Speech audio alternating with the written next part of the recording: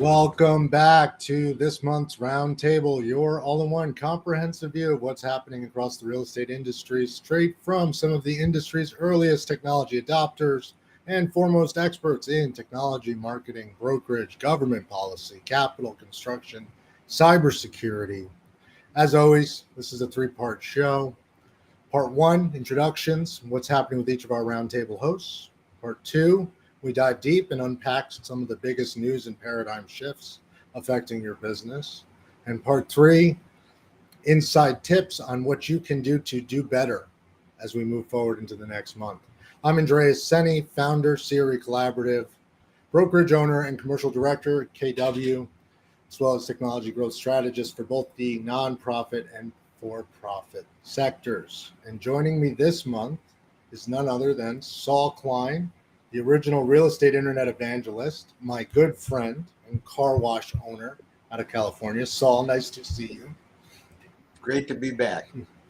And Rebekah Carlson, founder and CEO, Carlson Integrated, all things marketing, out of Chicago. Nice to see you as well. And Chris Abel, membership director, ABC, CT, all things construction, followed by none other than Anna Maria Kowalik out of Inland's Green Capital, and Dan Wagner, VP of Government Relations, Inland Real Estate Group of Companies. As I was saying before we got started, all my favorite people all in the same room. I could not be more excited about this. We love you too, Andreas. And hey guys, our audience loves us. We're up to 2,400 monthly downloads. The show continues to grow. We're doing something right. So let's keep doing the right thing, the right way. Thanks to the wonderful audience. Thanks to our audience and Mr. Mendoza in the background there doing the wizardry for the show. Dan, you're on my right this month on the Brady Bunch screen. How are you? What's going on in your side? Oh, I'm doing terrific. It's a wild world that we exist within. The federal government increasing those interest rates has been probably is as quick as they've been doing it is probably one of the biggest challenges that we're all facing in every aspect. So that's probably one of the big topics of our discussion tonight, is my guess. Interest rates, certainly. Interest rates, lenders, cost of capital, all big considerations as we move forward into this period.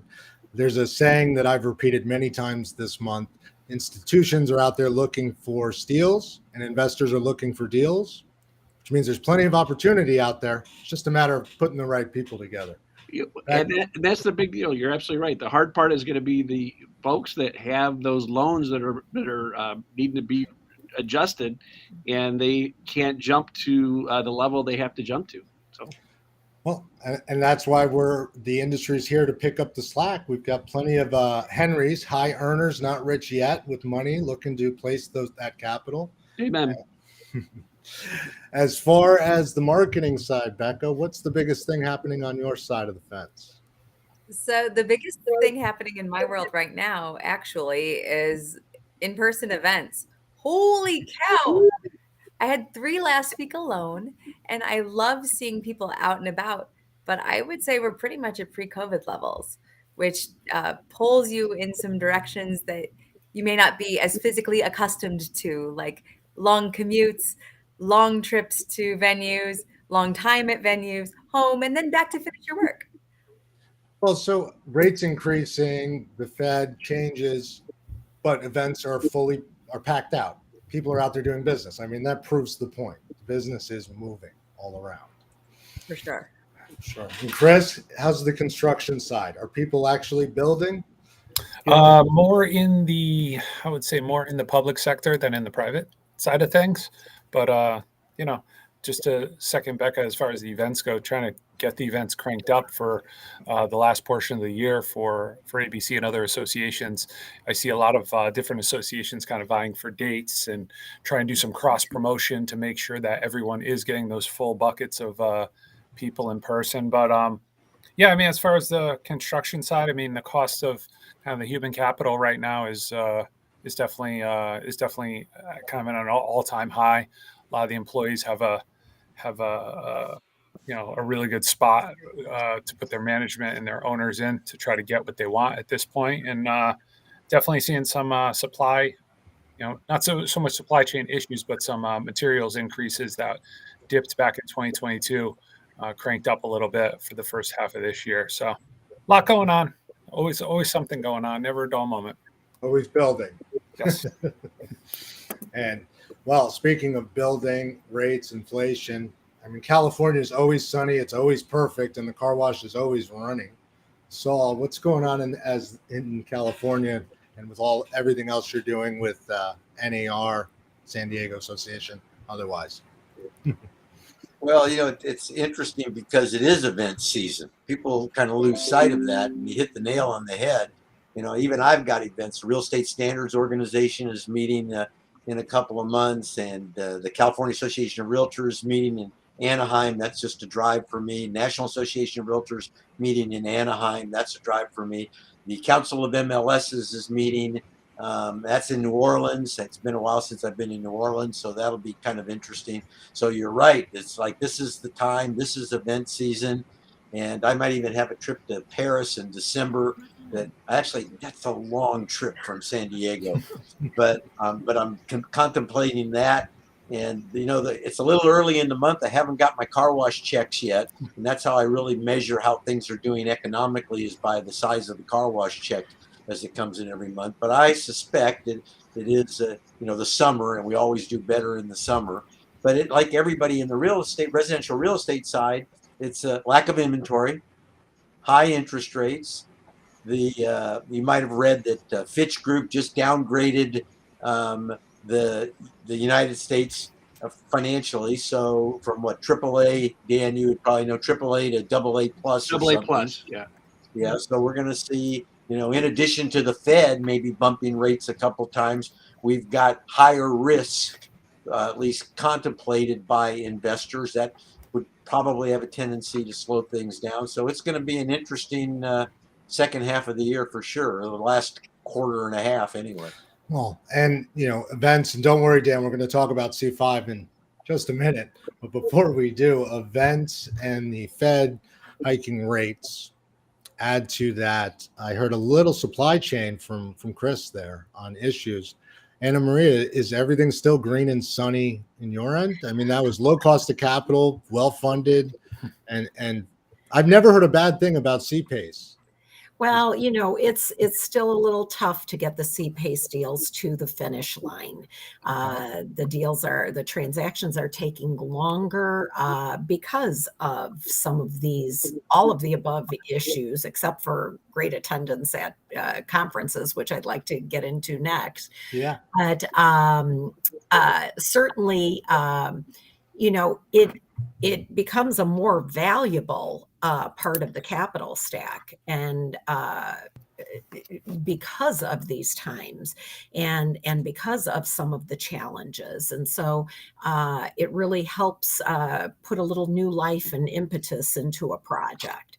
I do want to address, yes, conferences and in-person events up exponentially, and I'm at so many of them. Currently, I'm coming to you from Minnesota again, but this time for having attended a Twin Cities conference on construction and development.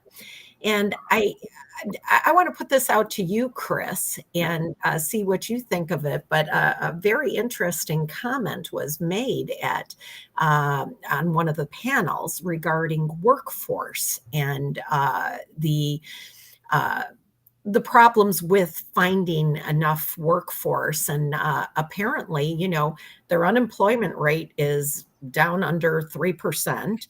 It's they have a great font of skilled workers, and a couple of the nationwide companies that were represented on the panel ended up saying that they sometimes have to ship their Minnesota workers to other states to get the jobs done. And so I thought that was very interesting to to learn. And I was wondering what you thought about it personally. Yeah, what's interesting is some of those bigger firms. I'm hearing that from some of the larger firms that I work with as well. You hear it from the smaller ones. They say, "Oh yeah, I'm doing this and doing this to keep, I got to keep people busy, keep people busy." The benefit of some of those larger firms is that they do have jobs in different areas. Whether they have a job, I'm obviously in Connecticut, but if they have a job down in, West Virginia or something like that, they have the benefit of saying, "Hey, you know what? We got to not only keep them busy, we got to keep them happy, we got to keep them paid. Let's send them down. Let's dig into our resources and let's send them down to take care of different jobs in different areas." I think the biggest issue we're seeing here, as far as in the Northeast, it all has to do with that skilled labor. Anything that you need a license for is just this backup. Now, the nice thing is the enrollment in some of the schools, at least in the Northeast, is high in regards to apprentices and people that want to, I just had a group come in yesterday while I was working of about 5 or 6, potential apprentices, and they want in. They all want in, and so the numbers are good there. The only thing is, it's going to take 4 years to put them through an apprenticeship program. Then the ratio in Connecticut's really wacky, but so I feel like it's almost like the reserves are coming, and there is some hope.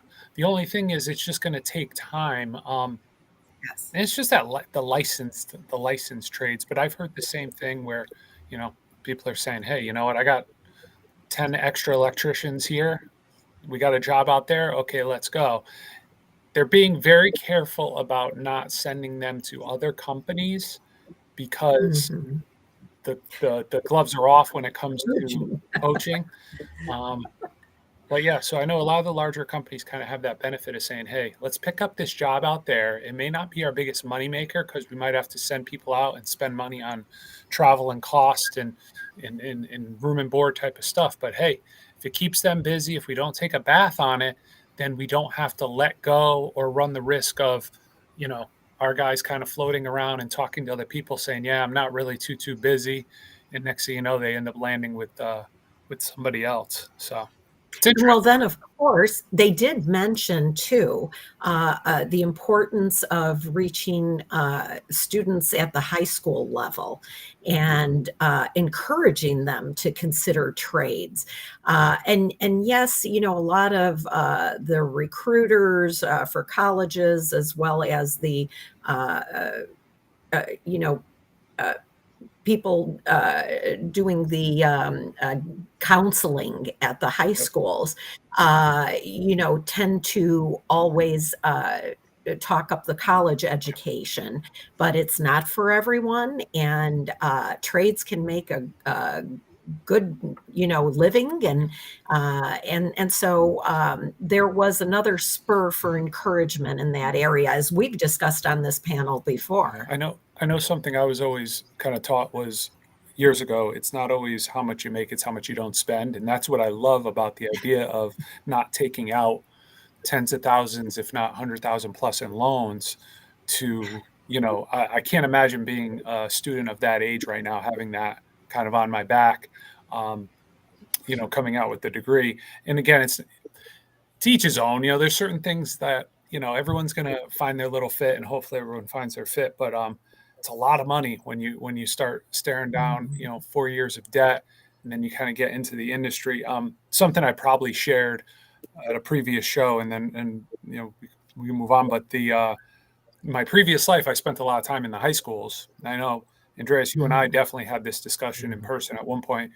And at the beginning of the year, you walk in and they're required to provide a school profile from the previous year. So you walk into a college fair, a guidance visit, or whatever the case is, and the counselors will hand you this school profile. They'll leave it on a table if you're at a college fair. And it has all these stats about the school and all that sort of stuff, but it always had either a pie chart, and I'm sure I said this before, it either had a pie chart or a bar chart that would basically say the percentage of who went where. And they were required to make this public. And they would often have 4-year college, 2-year college, military, and then after that, it would 99% of the time, it would say other. So the other was always the person going into the trades. or the other would be the person going into the family business, or the other would be anything that wasn't. And a lot of times they didn't even take note of military, because those numbers were usually really small. But there's money on the back end for all that. How high of a percentage are you sending to 4 and 2 year schools? So there's grant money, there's different types of money that they can make. So it's important that there's at least one counselor within these high schools that is dedicated to, hey, listen, it's not for everybody, give me that caseload, send them to me. I know a couple of really good counselors that, and I don't know if I would go this extreme, but they don't put college posters on their wall. You go in their office and all their posters have to do it other alternative methods. And maybe they'll have a career pathing map, which where I work, we have a couple of these career pathing maps to kind of show what direction you can go in. And unfortunately, we're a little late to the game in regards to counselors who are saying, you know what, let's start getting people where they need to get and where they need to go. But it's all true stuff. I mean, eventually, I think we'll be in somewhat good shape. It's just going to take time. Well, that's Chris, not to say we're sorry, Dan, to jump in, but that's not Yeah. to say we're not in good shape now. It sounds like, to Becca's point, and Saul and Dan, we have to expand our network and go farther away to find the right professionals that are readily available to do the work now, and then bring them where we need them. Yep. Dan, And manage expectations also. The thing, of course. the thing that drives me crazy about student debt is you can get a college degree and you don't have to spend $100,000. I have 4 kids. We go to college in DuPage or community college. It's $5,000 a year. We're able to do that, and then there's other ways to be able to go on to the next level. But the kids that get the $100,000 loans and they go and have fun, and then all of a sudden they say, "Wait a second, this is horrible. I shouldn't have to pay for that." Yeah. It's just drives me crazy. Yeah. So I'm happy the Supreme Court came back and said, "Yeah, you can't just wipe all this debt away." But it's clearly it's an issue, but it's a big issue. That's a long conversation we could end up having. On college debt. And without getting too deep into it, and scholarships. I mean, I spent a large part of my time in the high schools doing presentations on scholarships, and part of my presentation was I would do the research and dig up these scholarships, and I would usually attract them by digging up crazy scholarships, like really off the wall type scholarships. But the percentage of people who were applying for scholarships, it was just, I don't know where the numbers are now, but years ago it was just such an abysmal, number of people who would actually apply because they assume they can't get them. When I worked for a culinary school at one point, we would have 10 $1,000 scholarships for whatever it might be. I don't remember what the criteria was, but the long story short is we would almost every year we'd have probably maybe half of them still wide open because the kids were just applying for them. Yeah. And there was only so much we could do as counselors. There was a little red tape there, but still it was the interest or the idea of like, and I'll tell you, a lot of it had to do with the parents. A lot of it has to do with the parents going into the colleges and getting the loans. And a lot of it has to do with the parents saying, well, my kid's not going to get a scholarship. But Chris, you got a guy like Saul who has his IQ is so high that he didn't have to pay for anything because all the schools are going to try to get him in there. Well, I believe Saul went to the Naval Academy, and that was actually his route. I did not pay anything.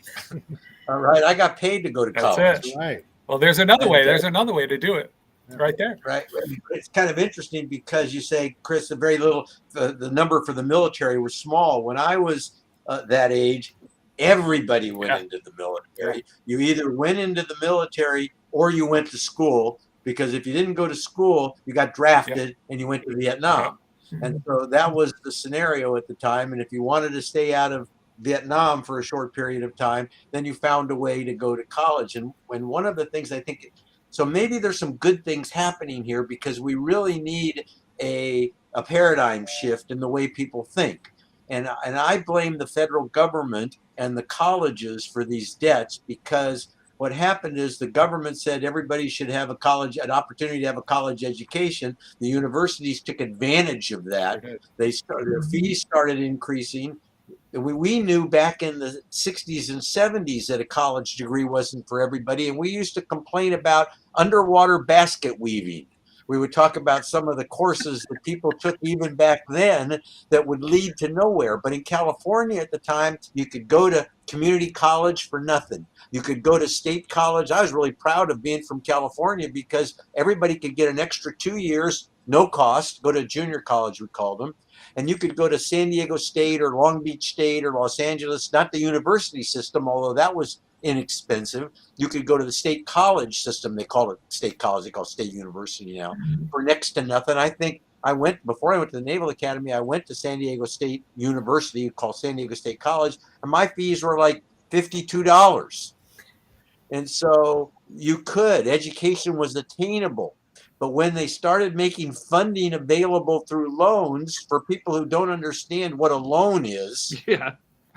Yeah. and then the colleges and universities now we're starting, I think, maybe seeing the value of having a trade. Yeah. Right? Being a plumber, being a carpenter, being, there's value in those things and those types of, and honor in those professions. And maybe now we're starting to see all these people crying because they can't pay their college debts. And we see people that don't go to college able to make money and don't have that debt.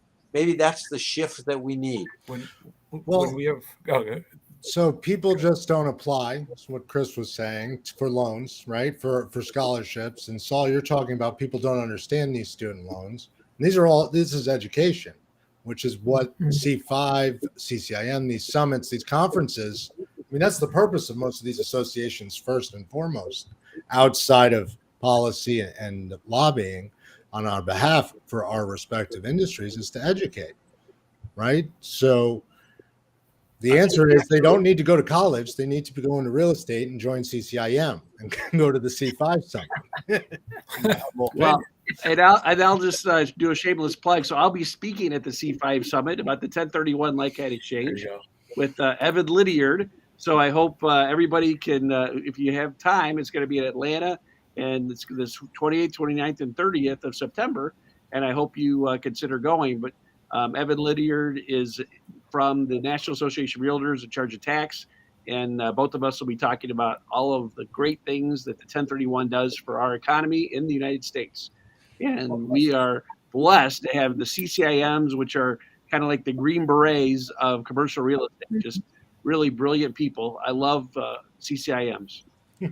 Well, you talk about 1031, Dan. It's like, what a great way to build the states with pre-tax dollars. Absolutely. And so what a great advantage it is for people if they just knew about this. And yet we have people trying to take this away from us, don't we? I actually have a dinner with the congressman on Monday in Chicago, and it's to explain the whole 1031 experience to him, because he's brand new as a member of Congress. And when when the new members of Congress get in there, they see things and they hear things and they see, I got to go after this loophole. It's like, nope, let me tell you what this does for the economy and for all areas of the economy. And when they start learning that there's a reason why this has been in the tax code for 100 years and it hasn't gone away, and that they start learning the importance of, this is the 401k of real estate. You're able to use pre-tax dollars and you grow your wealth, and eventually when you cash out, you pay the tax. And that's been just huge. So 401k of real estate has probably been the best way to explain that to members of Congress and their aides. Yeah, so 1031, just a great advantage that people need to know more about, but there's nowhere to really learn about it. So it's great that you're out there teaching people and telling them about it, and teaching the Congress people, because they don't have a clue about the advantages that come from this type of thing. And, the tax code really, you talk about loopholes. I've always said there really are not any loopholes, or there are very few loopholes, that the purpose of the tax code is social and economic engineering. And so when Congress wants to accomplish things, there's two ways to do it: carrot or stick. And so that they create our mechanisms to achieve their ends, the government's ends. And they do this through tax advantaged investing tools. And it's not about cheating. It's not about taking advantage. It's about doing what the government wants you to do. Right. And that's the way that they do it. And so for people who plan all their life and work all their life playing by the rules, it's really not fair to go change the rules on them late in the game. Right. And we often see that happen, right? So luckily we have people like you that are willing to go out there and lobby on our behalf. I'm not a lobbyist. I advocate. There's a big difference. Okay. Spread the word. There you go. There you go. So, and as we're and speaking of spreading the word and being out there, the biggest fear I see talking to people is analysis paralysis. They're moving about. 1031 exchange aside, investors are just kind of frozen. Labor aside, and here we are. How do we get a message out? How do we help educate people that there are these opportunities to move forward, to take advantage of the 1031, to take advantage of CPACE? I mean, obviously, the events are only one way. That's a networking opportunity. And this one's... Well, these are kinds of things I've always said, Andreas, you can't put them on a billboard, because it's not for all people at all times. Dan and I do a lot of networking outside of big events like this. We participate in educational opportunities often through groups like CCIM, as previously mentioned, and in Chicagoland, CAR and NAR and other groups. And Dan in particular, and not to, I'll toot your horn, Dan. He's always out there in every state, in every place, just trying to make an impact. And it's a lot like politics in a sense that it's a lot of handshaking. It's a lot of, face-to-face kind of engagement. And it really is a kind of a cumulative type of experience because you have to touch that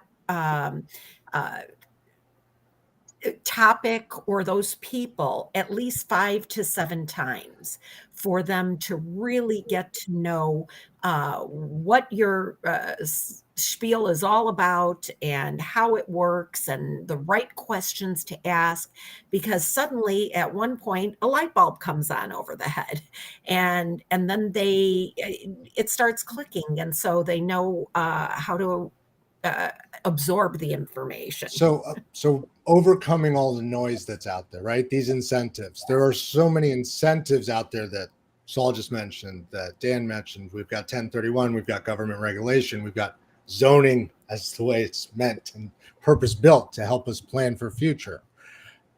How do we best overcome that noise, and how do we identify the best pathway to profitability for our respective clients, sectors, industries? Was the follow-up to that question to Becca and or Dan. Becca, go ahead. I've been talking so much. Go ahead, Becca. Well, certainly repetition, as Anna Maria said, is just pointed out. Yep, 7 times. 7 times. And also there's that piece of education that we all are in complex industries. These are not simplistic. These are important business things that are not immediately easy to learn. So it does take that repetition. It does take staying in front of people, trying to stay top of mind. I mean, I think the best thing you can do is to join a fantastic podcast with Andreas. I think that's a really wonderful way to get the message out about what you're doing and maintaining relationships. Wait, your network is your net worth, Andreas? That's yours? I took that from Jonathan Stein. Let's be fair. But yes, your network is your net worth, right? And who you know, as anyone in commercial real estate will tell you, is what makes or breaks your ability to do business. But we've got this whole new generation of deal makers, marketers, contractors, guys in the government who don't know anything about the inner workings of commercial and the intricacies of CPACE. So there's only so many hours in the day. What do you do? Well, what I also think is there's just something that I've been a part of, and most of us have been a part of with the National Association of Realtors, that RPAC that networking that happens through with the realtors, boots on the ground realtors. When you have a professional person and not just a computer telling you what the numbers are for housing or anything, you actually have a live body who's going to be able to explain to you what's going on. They'll understand if they're worth their salt, which usually the ones that are involved in the association are and very engaged. They know about CPACE, they know about CCIM, they know about all these other aspects of real estate, and you want to have the best of the best. And I think there's nothing better than a realtor, the realtor model, to be able to work with the professional that has the most experience, and the ones that I've seen are the ones that are engaged and involved in their local association. I know before I was involved with Inland or with anything in business related to real estate, I was in the insurance business, and I wanted to buy a house. And so, you know what I did? I looked up who's the president of the Illinois Realtors, and I was able to call John Veneris, and God rest his soul, and he's the one that I bought a house from, because I knew he's going to be the best of the business. And he ended up selling another house for me within 24 hours because he was so good. And it's you go to the best, and I think that you go to your association, they probably help out a lot. Saul, I know that you're a believer in that. Yeah, absolutely. I've been a realtor for 48 years or something, right? I got my gold 40-year pin and Do you? yeah, I've participated a lot, and you're absolutely right. And a lot of people will poo-poo the organizations and whether or not they should participate, but you get people who are really interested in their profession. They're really interested in the politics. They're really interested in helping. And I don't sell real estate anymore, but I have an opportunity to make referrals, and I refer to people who I've met, who are in my network, who I know are dedicated, who work time, who understand the issues, and you run into those people more often at your associations, be it at the local, state, or national level. So I'm an advocate for what I call organized real estate, and I have been for a long time, and I put in my share of voluntary hours, and I'll continue to do so. Well, and you don't only get professionals in this organization particularly, but you're getting a full code of ethics. Great. And that is so important, because you want to be dealing with ethical people. And this is a very important point in today's world. 98% of my business has been repeat, reputation, and referral. Having a network, relying on that network, surrounding myself with smart people.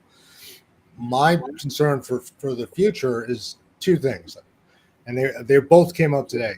A gentleman said to me, he's been in the business for 40 years. He goes, I know that I'm smarter than a computer, because when I was flying a plane, the plane wanted to land me in a jungle, and I hit a button and I was able to not land that plane in the jungle and save my life. Whereas the next generation, in my experience, seems to think that the computer is smarter than they are. They don't need to know it. They can just ask the computer, which scares the crap out of me for many reasons. So to your point of educating and being involved, showing up is half that battle. Getting involved and being in a room where you can learn from others as opposed to a computer screen.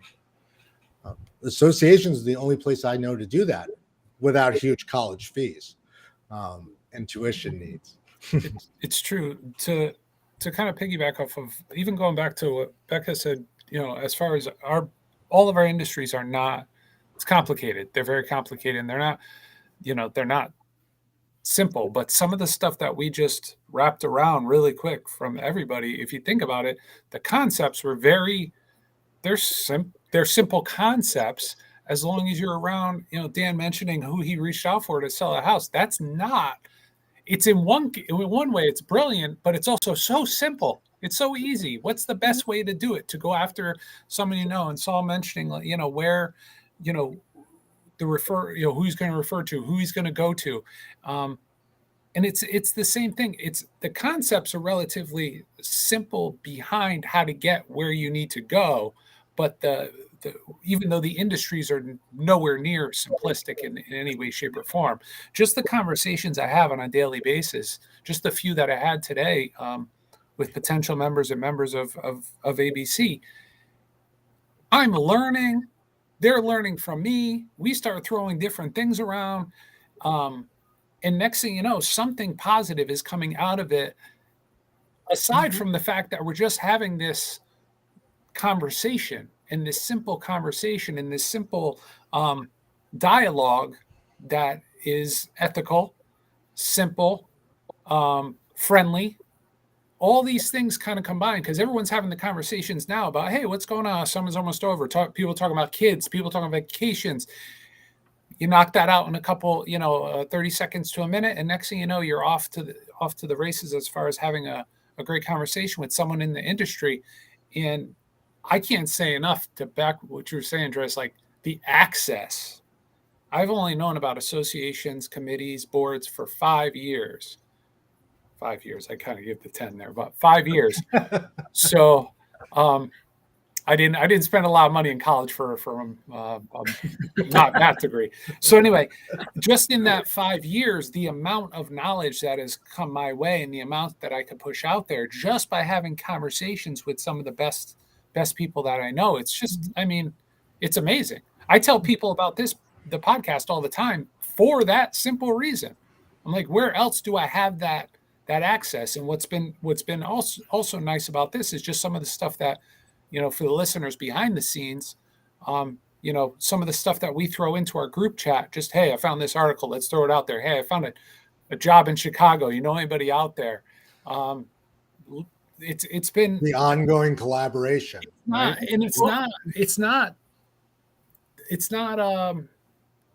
The methods are somewhat simplistic. They're just hanging in there. And I think part of it is just because we've all been kind of doing this stuff for a while. It's kind of like, telling a professional basketball player, or a professional basketball player saying, just jump, just dunk it, just shoot, just make the shot. And then we kind of, any of us might sit there and go, it's not that easy. But I just think the approach is, if you keep it kind of simple, you can navigate a little further. And you can course correct and navigate together. And that's part two of what I was talking about before, is if you believe the computer is smarter than you are, then you're not going to debate or argue the points that it brings up. Well, the other thing related to all this stuff is I wanted to. This you got is a note. There's 12 associations on this sheet that I just got today. There's 12: Chicago Realtors, Elderly Realtors, Chicago Apartment Association, a whole bunch of folks. And what they're doing is they're coming together because the new mayor of Chicago he wants to increase the transfer tax from $10,500 to $29,500 per 1 million property. He wants to triple transfer tax. And that creates the downward urban spiral. And this is where just one person that's a realtor can't do anything about this. One person that's a builder can't do, it's coming together. And that's a whole other huge aspect of why you're involved in your association. Some people say, why am I paying dues? Like, are you kidding me? It's the best insurance policy. Why am I putting RPAC money in? Because it's the best insurance policy you could do. You have the possibility of tripling the transfer tax in Chicago, besides all the other taxes. It's unbelievable. But there's 12 industry leaders, ICSC, I mean, you name it, they're all involved in trying to educate members of the city council of Chicago to say this is going to be really detrimental. And I'm sure, in California, Saul, they've never seen a tax they don't like, but you got a lot of groups that are trying to fight. It's crazy here. And so we talk about, on the one hand, housing affordability, and nobody can afford to buy. And on the other hand, we want to add taxes to it. And it just doesn't make any sense, right? Because people just don't understand. We've got here in San Diego, they just changed a tenant law where if a landlord wants to let a tenant go for good reason, you got to remodel a house for some reason other than the tenant not giving notice. I think it's now you got to pay them 3 months of relocation fee. Oh, But a lot of these units are owned by mom and pop investors, family properties in the family, and that just makes it outrageous. If you've got to move somebody out of a unit to have to pay them 3 months, right? it's ridiculous. right? But we have these are made so these types of proposals. Not only the LA's got this thing where a property sells for over a certain amount of money, they got a wealth tax on top of it. And now San Diego thought that was a good idea, so it's coming on the ballot in San Diego, and it's like over $1 million. Yeah, well, if it's over $1 million, people should be paying the taxes anyway. Well, that's just like the average house in California. It's not like that's a wealthy person's house, right? And so all of these things, the government will take, you're right, they'll take all the money they can. And when the government's running deficits, when they need money, when they need their own pet projects to feed, where's the biggest chunk of money available? And the answer is it's in the real estate. Yep. That's the biggest piece. And that's also the piece that's the easiest to say, it's not fair that these homeowners don't have to pay for this. And it's this fairness thing, right? It's not fair. And we've got a whole generation of people that think the most important thing that there is the whole idea of fairness. There's a lot more to life than fairness, and life isn't fair, but that's the argument we hear. And back to your point, Andreas, about people thinking the computer is smarter than them. In some cases today, I believe it is. I'll second that. Oh, well, I mean, the computers have gotten incredibly good at delivering information. It's where that information comes from that's incredibly important, and that's what's getting lost. I mean, Well, I want to say, I didn't mean the bar is so high that the the computer is so great, right? We know. Well, I mean, you look at ChatGPT as an example or otherwise. I had a new agent, what I must believe is a newer agent, on the other side of a transaction, and we were going back and forth, and all of a sudden there was a response in there on a counter, and I looked at it and I went, "You got that out of ChatGPT. You put what I told you into ChatGPT, and you asked it how to counter."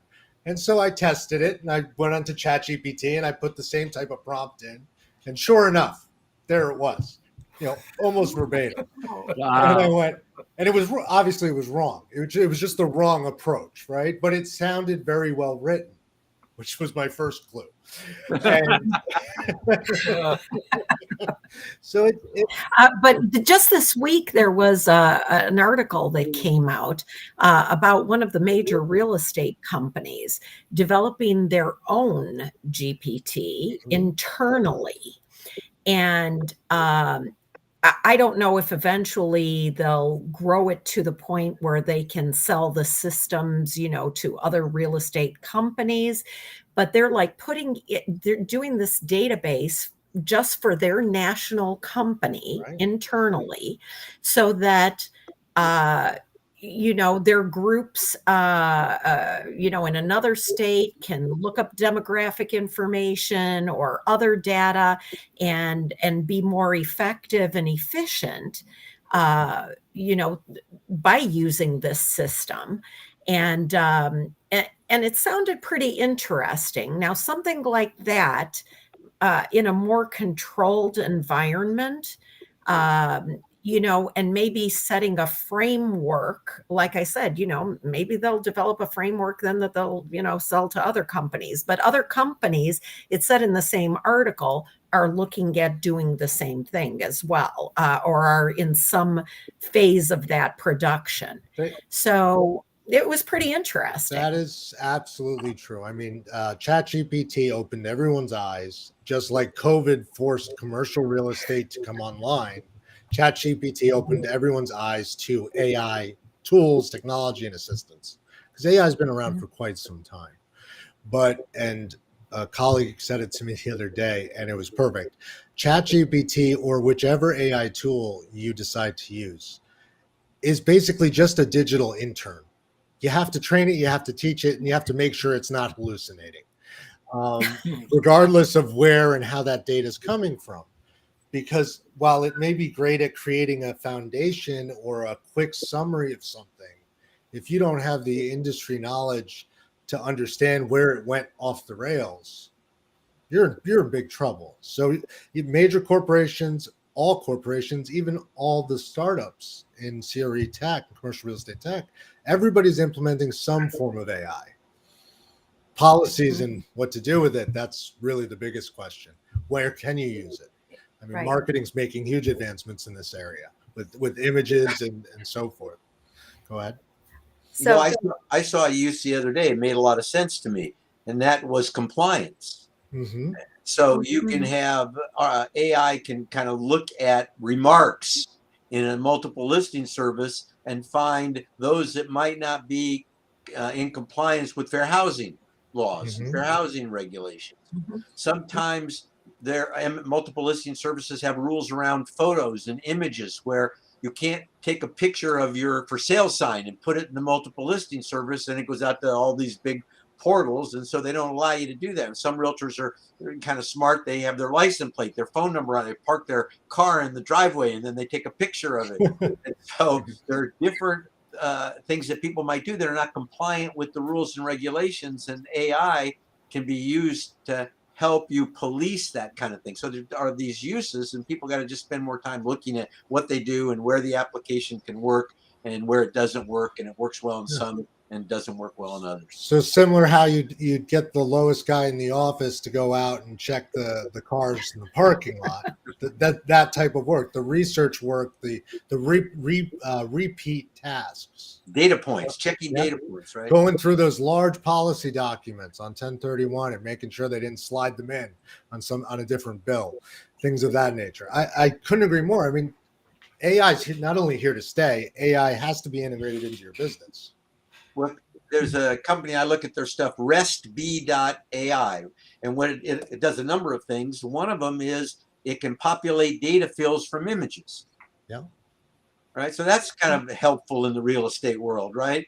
And you can populate these data fields right down to the type of refrigerator and then the operator's manual hooked to. I mean, just a lot of benefits from using it in a very specific way in your industry, in your work, whatever you're working on.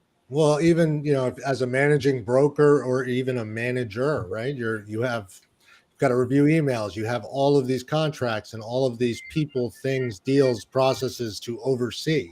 If a system can scan those and alert you, flag things so you can prioritize your time, that's very valuable. And that's where, I mean, that's the shortest path to value I see with AI. At least in the way we're using AI to get people to go down to go into their office buildings and work. No, yeah, we'll see.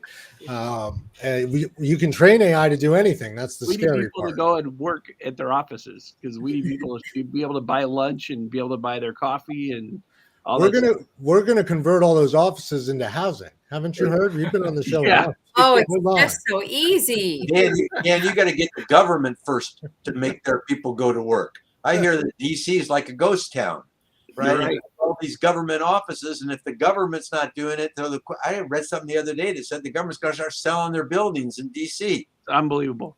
Yeah, it's unbelievable. We got to get people to work and get them to their offices.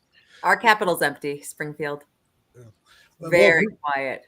Yeah. There is a return to office, right? More and more companies are requiring employees be there instead of 2 days, 3 days, 4 days. I mean, the shift is coming. The overall amount of office that's going to be needed for companies is obviously reducing, but people do better together, which is why at the end of the day, working on AI one-to-one without a collaborative of smart people, a good network to innovate is where do we go from there? You have to come together. It's proven out. Harvard Business did a study on this. It's why people they can't work from home in the long term. Productivity declines, creativity declines. Time and time again.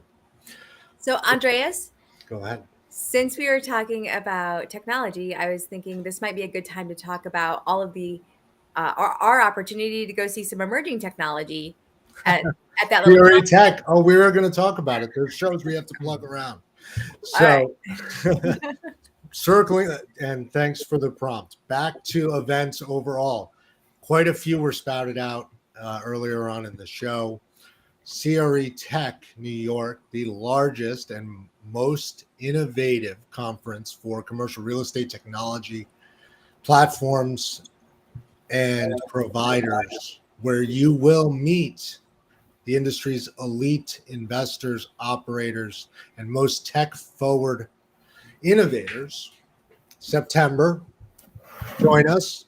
Take advantage of our discount code there, CRECo20 NYC at the Javits Center, and hear from everyone from Blackstone to CBRE to the newest innovations in air quality and and smart controls. I mean, it is such an incredible event. I've been going since the event was 80 people. It is now in the Javits Center, which means it's over 1,000 people. Wow. Incredible event here in New York. Saul, I'm a little upset that you listed a bunch of places and you're not coming to New York to see me in September, but that's all right. Second to that, C5, CCIM, huge event coming up. Any of the events with NAR, these are all the places you need to be to grow in your network and grow in your knowledge, right? So, and you can hear me on September 29th talking about the 1031 with Evan Lydiard. shameless plug. Yes. I love it. I will be at both. Go ahead. I'm going to be at both. I'm very excited. You're going to both. I'll be in New York and Atlanta. So, I always encourage people to go to as many as is reasonable, because there are many. But to each his own. Chris, is there a must-attend event on your side on the construction world coming up, or just in general? Yeah, I mean, where's the big outside of ABC? Right, here's your shameless plug. Associated Builders and Contractors. What's the big event? There was just the one down in Vegas. We always go to the Vegas events. Yeah, I don't even remember the name of it, but I know that the majority of my industry was down there, and I had a couple smaller things up here. So I will double check on that, and I'll let you know. But as far as on the ABC side of things, we have the Northeast Regional Conference coming up towards the end of September. And as far as locally, we have another Bruiser Builders up in your neck of the woods, Andreas. So hopefully we'll see you out there. I'll get you the date for that.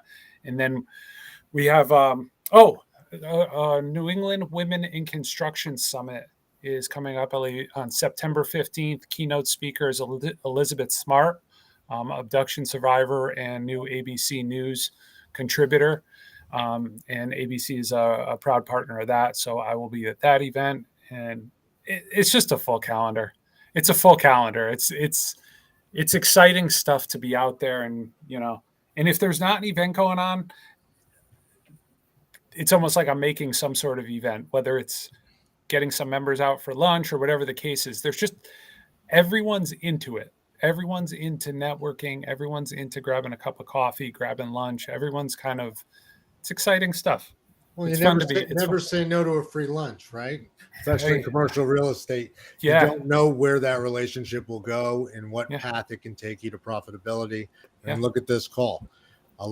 Each one of us with our own different interests and areas. Yep. How many ways have we crossed over and referred to each other? I can count 10 to each of you easily, without talking about Jonathan Stein. 50 there. And so, Saul, on your side, I mean, you've been to events big and small. Rezo is a hot topic on the data side and standard side globally. What is the biggest event you would encourage younger commercial real estate professionals? And by younger, I mean newer to the profession. Well, there's no doubt in my mind that the best one you could attend is the National Association of Realtors Expo. Once a year. It's huge. It's 40, 50,000. It's gigantic, giant trade show. Takes you a couple days to get through it. And so if I were new and in California this year, and I think it's in November, I would certainly attend that one. If you're in the MLS world, Council of Multiple Listing Service, CMLS, is in New Orleans, as I mentioned, and learn everything you need to know about multiple listing services and the future of multiple listing services. And if you're, again, in California, CAR, California Association of Realtors, has 200,000 or so realtors. Their show is always a big show. But there's a big show in every state every year. And big regional shows, right? Yes. So there's certainly plenty out there. I do have to give a quick shout out. I see Marty Norkit out of Chicago mentions JLL, so I will expand on that. JLL, CBRE, CoStar, major corporations and vendors all throw events to help educate and help bring you forward. Anna Maria, what's the big one for CPACE? Is there an event for CPACE? Well, we've had industry conferences that have already been completed this year. However, in the sustainability area, there's the USGBC conference at the end of September in Washington, D.C. this year. In Chicago, we're going to have ICSC, Midwest region. I think they're calling it the Central Conference. And then if anyone's in Chicagoland area as well and wants to attend Chicago Build Expo, is always a great program with a lot of wonderful vendors to learn from and some great panel discussions. So there's always a set of places that you can go, and Inland is sponsoring a CoStar event next week. So right on our campus. So anybody who's interested in getting the latest market information. So there's really no excuse as far as getting educated and having a network if you put in a little work. Spend a little time. Amen. Yes. And that really is the crux of the argument. Put in the work, get on the phone. I'm going to go back to what you said before, Dan. You looked up the owner's name and you called him on a telephone. And I talked about this last show. Get on the phone and call people. Please don't text. It's terrible. It's driving me insane from a business standpoint. That being said, we've given conference recommendations, association recommendations. What's the one thing you want to give to our audience around the room? Dan, after you. The 3 S's in real estate right now, they're doing great. Student housing, self-storage, and senior housing. There you go. Really? You're going to bring up self-storage with the recent consolidation and now at the end. But yes, next month, we're going to talk about that more. Becca? Collaboration. I actually wrote it down long before you mentioned it, Andreas, but collaborate with people in other businesses, other parts of your industry. Like we talk every month here. Make sure that you are widening your circle to include additional people that don't do what you do. It will pay out in spades. And you don't just mean like a BNI or a Toastmasters. You mean actually, don't go into, don't go into it because you're looking for a referral. Go into it because you're looking to learn and grow and then see what happens. Yes. Which is a mistake I see some professionals here. They're like, oh, I'll go right into that BNI because I'm guaranteed business. No, you're guaranteed business if you show up anywhere, but you have to show up. Chris, what's the one takeaway for you, sir?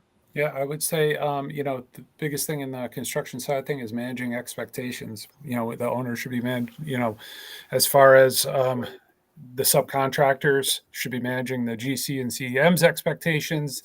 The GCs and CMs should be constantly in communications with the owner. There's a lot of different stuff over there. You got these rooftop systems that are starting to come in from 45 and 60 weeks a year out from when they were ordered, and they're starting to get put in. That doesn't mean that every piece of equipment is coming in that they ordered. So everyone needs to kind of manage expectations on the jobs. And then last thing is ConX. ConX is the huge construction trade show. I think it's like every 2 or 3 years in Vegas. So that's the big one, but pretty much it. Fantastic. And Saul, what's the one suggestion you have for the industry as a whole? I would say maybe walkability. Walkability, right? And place matters. Place matters. Oh, so location. I'm sorry. Is that what you said? Another way to say that, right? But now instead of drive till you qualify, yeah, Now, everything in one spot, walkability, pay attention to it. Opportunities will spring up that you never thought would be there, all based on this concept of walkability. Well, Which is an old idea. And you, like Dan here, you're going to bring up walkability and transit-oriented development at the end. We're going to come back to that one next month because there's so much we can talk to. Anna Maria, what's the From this hopeful optimist, the future is green. Well, I guess I'll finish up by saying, companies are their own economies. Don't get caught up in the headlines. And to parrot everyone on this call, people need to apply themselves, educate themselves, and understand the loans, the rates, the risks, and the regulations, because business will get done if you collaborate with the right people and show up at the right events. I think I summarized everyone. Oh, and don't forget to look into 1031 Exchange. Got it. Here you go. Mr. Mendoza, will you lead us out? I do want to thank our audience and everyone who tunes in religiously every month. Please do rate, review us. To you, sir. Thanks for tuning in to the Real Estate Roundtable, powered by CRECo.ai, your source for the latest in real estate and technology. For past episodes, sector interviews, and more great content, follow us on all social media and YouTube at CRECollaborative. You can also find us anywhere you listen to podcasts. Please like, subscribe, and share. It really does help. Thanks again for tuning in, and we'll see you at the next Real Estate Roundtable.